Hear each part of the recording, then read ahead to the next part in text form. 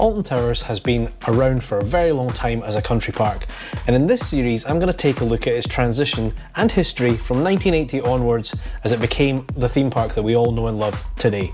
We're going to look at every attraction that has been in the park, we'll look at some old advertising campaigns, some construction photos, celebrities that have visited, some strange marketing decisions, and various other things. The series will be broken into decades, and in this video we're going to look at 1980 to 1989. So for the opening year we got a bunch of attractions, the first one being the pirate ship. Now this was, for its time, quite a thrilling ride. By today's standards I don't think anybody would class it as thrilling, but in the 80s, you know, given what else was out there, this was quite thrilling, and certainly some people struggled with their stomach. The ride was initially themed as a pirate ship, and of course, as we now know, it still sits in the park today in Forbidden Valley as the Blade. Now speaking of rides that weren't particularly great on people's stomachs, the next attraction that we got was Cine 2000. Now this was an immersive cinema experience with screens around the guests, and again, I don't know if it was just the technology of the time, but many people found this a little bit tough to stomach, and given it was located right next to the pirate ship, if you went on those two back to back, yeah, there was a few queasy guests. This was also the year that they put in the Alpine bobsleigh. Now, this ran for around 5 or 6 years. Interestingly, at the time, the marketing campaign quite proudly stated that it was made of asbestos. That's kind of why it was removed when it was banned in 1985. And there's one ride that we got in 1980 that I think everybody knows of. It's the ride that put Alton Towers on the map, and it is the most iconic ride that they had. And that was, of course, Corkscrew. Now when this launched, it was Europe's first double inverting roller coaster. It stayed in the park for many, many years, and even when the ride was removed, they've kept the iconic corkscrew element itself as an entrance piece for guests when they visit the park to this day. Holiday Monday, we had to close the gates because we had that many people trying to get here just to see this corkscrew, this amazing piece of equipment that had been brought into the UK. Random fact from the 80s, they also had a music video that was filmed here. Let's Hang On by the Darts made it to number 11 in the UK charts. In 1981 we saw further growth in the park. We got quite a number of attractions. The first one was Around the World in 80 Days. Now this was a boat ride that went through many incarnations. It became Charlie and the Chocolate Factory, it became Toyland Tours, it is now still there technically as the Dungeons. Now when this launched, it was the largest dark ride in the UK at 4 minutes long, which is quite impressive even by today's standards. Speaking of longest rides, the other ride that we got this year was the log flume. Now this was the longest log flume in the world at the point when it opened. Obviously this went on to become the log flume sponsored by Imperial Leather later on when it had bathtubs. Fantastic ride. Eventually when that was removed, it was replaced in 2018 by the Wicker Man. We got another small attraction here. We got Doom and Sons, which was Alton Towers' first attempt at a haunted house, if you will. It was a walkthrough attraction. Certainly from the pictures I've seen, wasn't the scariest thing by any stretch of the imagination. And it ran right the way up until 1992 when they opened the next incarnation of the haunted house. And for one season, both of these attractions were on the park. We also got some smaller attractions in 1981. We had the Bouncing Bugs, which were later known as Ugg Bugs. Kind of a flying Dumbo ride, fairly straightforward. The Adventure Railway was also modified in 1981 to run from what we now know as Gloomy Woods to where roughly Wicker Man sits. The railway stayed in the park in various guises right the way up until 1996 when it was completely removed. The last two attractions that we got in 1981, we got the Blue Carousel, which was a carousel that was blue. And we also got the Dolls Museum. Now the Dolls Museum was an attraction that boasted the finest collection of Victorian dolls in Europe, and each doll had authentically hand-embroidered garments. Now in 1982 we got a couple of small attractions, nothing major. We got the Mini Apple Coaster, which was a standard Pinfari caterpillar ride, and we also got Space 1999, which was a small display of space-related models in a hidden corner of Talbot Street. This was also the year that the TV show Hold Tight began. Now, this was a game show held on the park where two schools would compete in various games, and it was hosted by Bob Carroll-Gees. Random one for you, but the Fiat Strada 2, the brochures, or the images in the brochures, were filmed on Alton Towers property this year. Who knew? 1983, we saw yet more investment, more attractions added. The first one was the mini dragon coaster, which was later known as the Beastie. We also got a vintage cars ride, fairly standard, and the Red Indian canoes, which I cannot find pictures of online for love nor money. So I'll put a picture of a random canoe instead. This was also the year that we got an attraction that never featured on any park map because it appeared late in the season and it was gone by the end of the year, and that was Spaceboat. Now, this was kind of like a pirate ship that just did a full 180, or 180? No, it went a full 360, did all the way around. But yeah, it didn't last. This was also the year that we saw the Sunliner trains come in to replace the Towers Express as a land train that would get guests from the entrance to Festival Park. As well as that, we also got Circus Hassini, which stayed with the park for around 20 years. Moving on to 1984, we actually saw quite a bit of expansion. We got 7 new attractions in 1984. The first one was a fairly simple magic carpet ride, which only stayed at the Towers for a couple of years.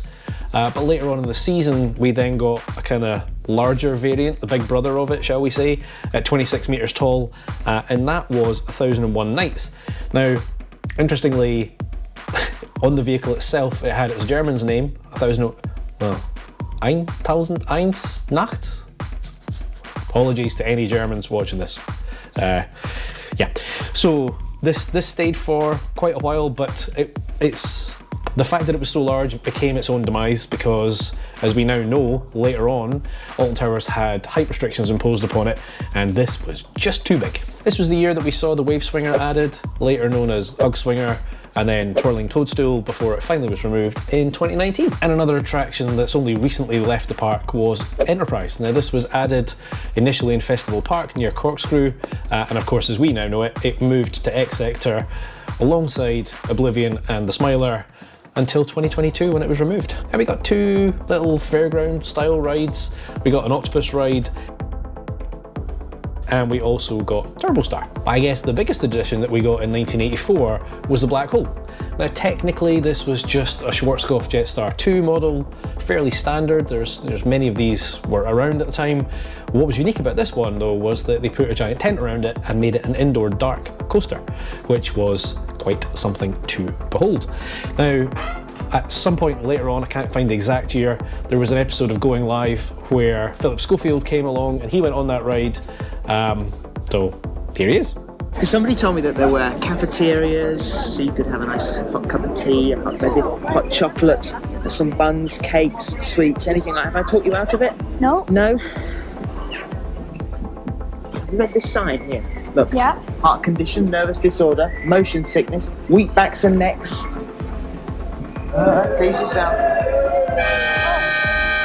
I think this must be the end of the quiet bits. Here we go, here we go, here we go, here we go, here we go.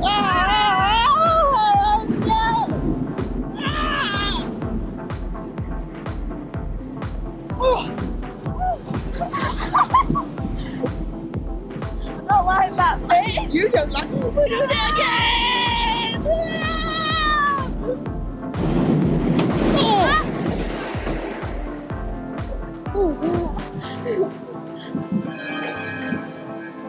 God. Not going on this again. How do you feel? Sick. How do you feel?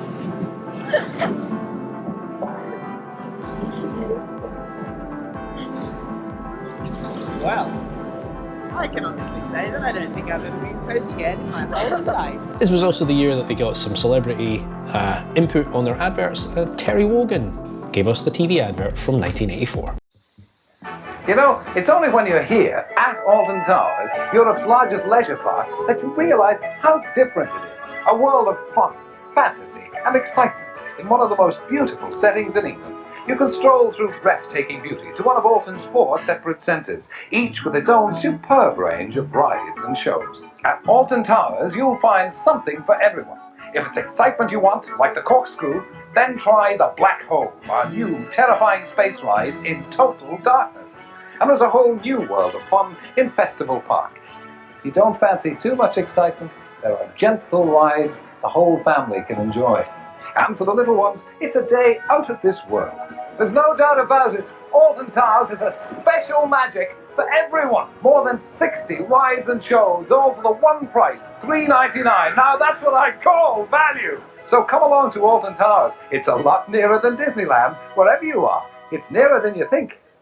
If you're enjoying this little trip down memory lane, potentially many of you remember the park from the 80s, visited it, hit that like button. Let me know down below some memories you've got, which of these attractions you really enjoyed, any you didn't like. And a little request, I've set myself a ridiculous goal of hitting 10,000 subscribers by January next year. So the little subscribe button, did you click it? Thanks. In 1985, we got even more rides. A lot of expansion in the early days, which is good to see. We got a basic Ferris wheel and we also got Crown Carousel.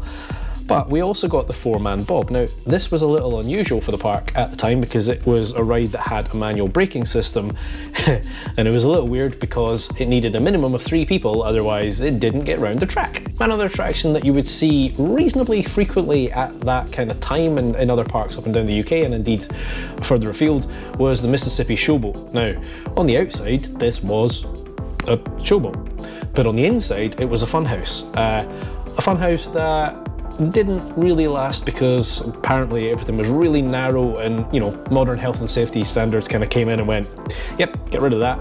So it left.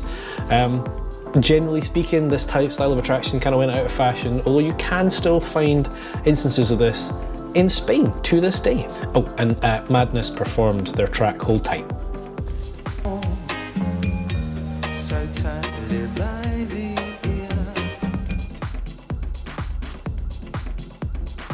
In 1986 was a little bit quieter in terms of the quantity of attractions that we got, but one of the attractions that we got was the River Rapids, now known as, of course, Congo River Rapids, which is now kind of back to being a decent river rapids. For many years, obviously the waterfalls, etc. were turned off and it was, you didn't really get wet, but that's now back, thankfully, so we do have a decent set of rapids at Towers. The second attraction was called Spider.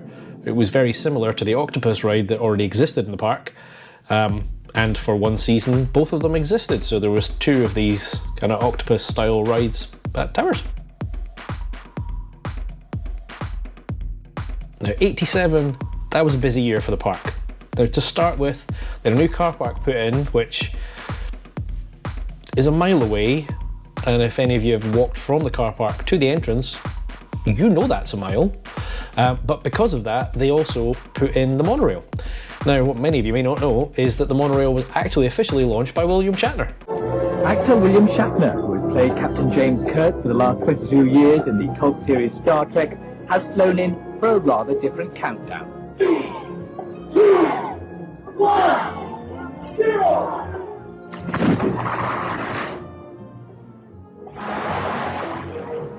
This is much more complicated.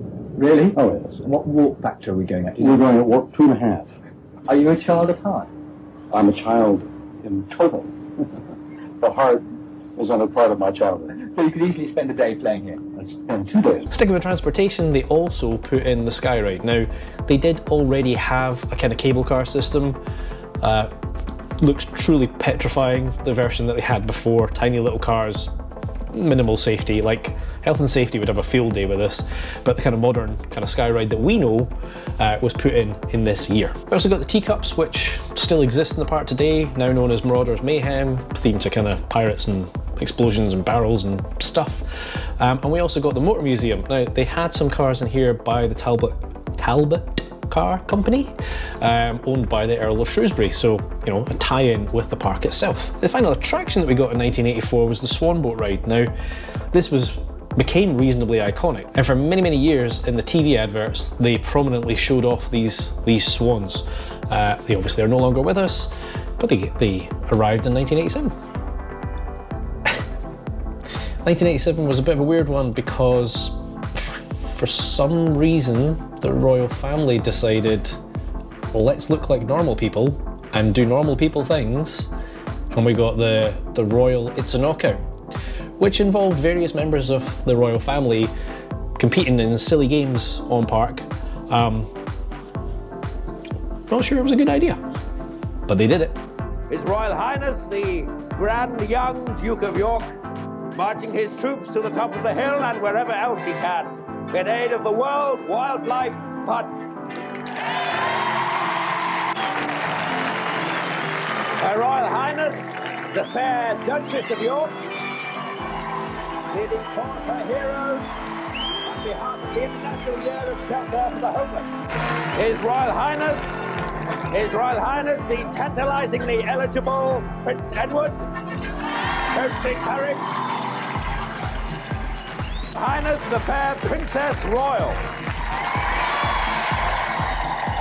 spurring on her champions for the Save the Children fund. We also got a bunch of celebrities who visited, partly because of that Royal It's a Knockout. So in 1987 we had Maggie Thatcher, we had Nicholas Lyndhurst, Cliff Richard, Barry McGuigan, and Barbara Windsor, to name but a few.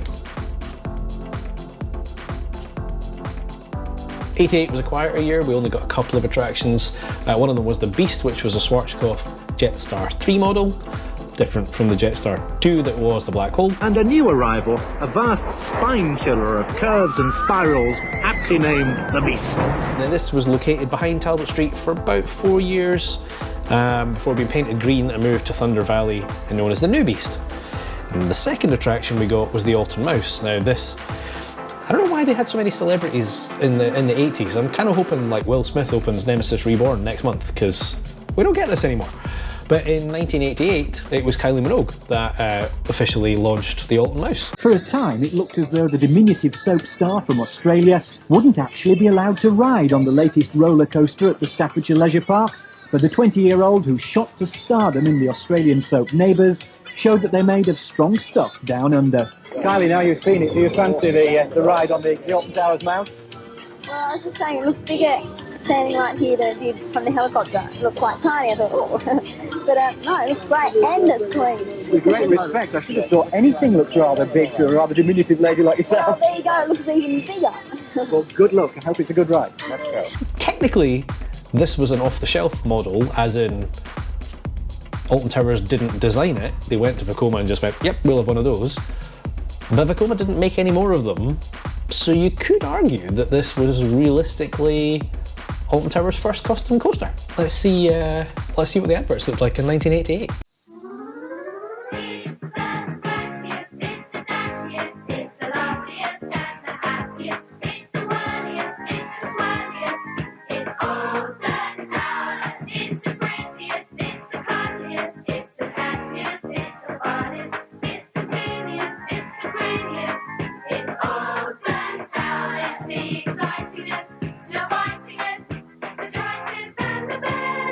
Alton Towers. Just pay to go in, then all the rides and attractions are free. Opens this Saturday. There's nowhere like it on earth. Finishing off the decade in 1989, we had a couple of attractions. The first one was the Canal Boat Ride, which was a boat ride, as you'd expect, with animals sort of themed around it. This then became the Riverbank I Spy, and is currently still on the park as the Night Garden's Magical Boat Ride. And we also got the Animal Barn this year, which was a barn with animals. Two other bits of trivia from 1989. The first one is that this was the first accident, if you will, on the Sky Ride. One of the gondolas detached, and there's images in newspapers of guests being abseiled down from a gondola, which would be terrifying. And the second piece of trivia was that Annika Rice was on park for Treasure Hunt, where she had to go on the Congo River Rapids, which weren't called that at the time, to find some clue to go on her treasure hunt. There you go, guys, that is the first decade. That is the 80s at Alton Towers. As I said earlier, I'm sure many of you have memories, so I'd love to hear them down below. I will put a link up there as the rest of the series comes along, but make sure you hit that subscribe button to be notified as more videos come out. I've been Chris, you've been watching Coaster Dad. See you in the next one. Adios.